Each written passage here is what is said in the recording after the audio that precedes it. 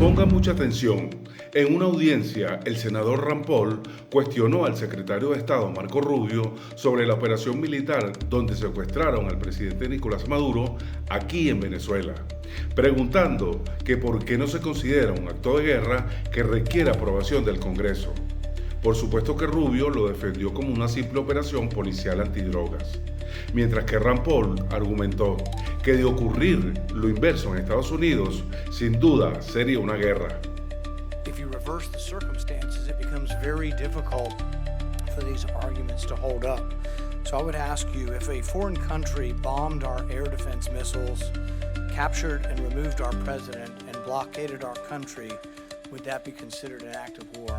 Well, I think your question is about and I will acknowledge you've been very consistent on all these points the entire career. So let me, no matter who's in charge. So I will point to two things. The first is it's hard for us to conceive that an operation that lasted about 4.5 hours and was a law enforcement operation to capture someone we don't recognize as a head of state, indicted in the United States, wanted with a $50 million bounty. My question would be, if it only took 4 hours to take our president, it's very short, nobody dies on the other side, nobody dies on our side, it's perfect.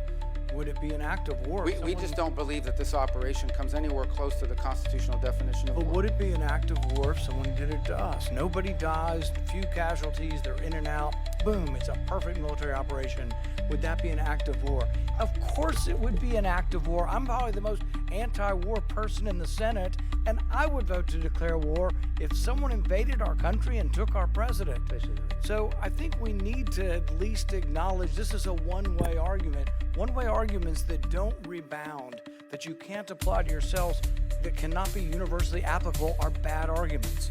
So my next question would be, let's say it's not a war. We're just going to define it away and say it's not a war. That's one of the arguments. So it's a drug bust. What if a foreign country indicts our president for violating a foreign law?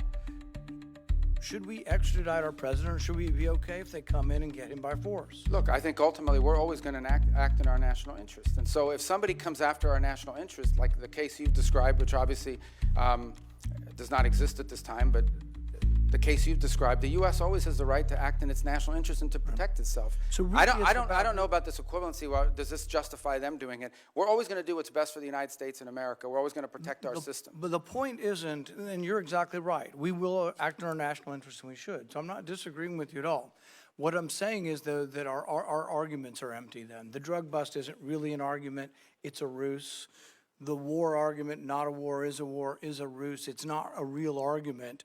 And we do what we do because we have the force, we have the might, we do it because it's in our interest. So we wouldn't let anybody come in, bomb us, blockade us, and take our president.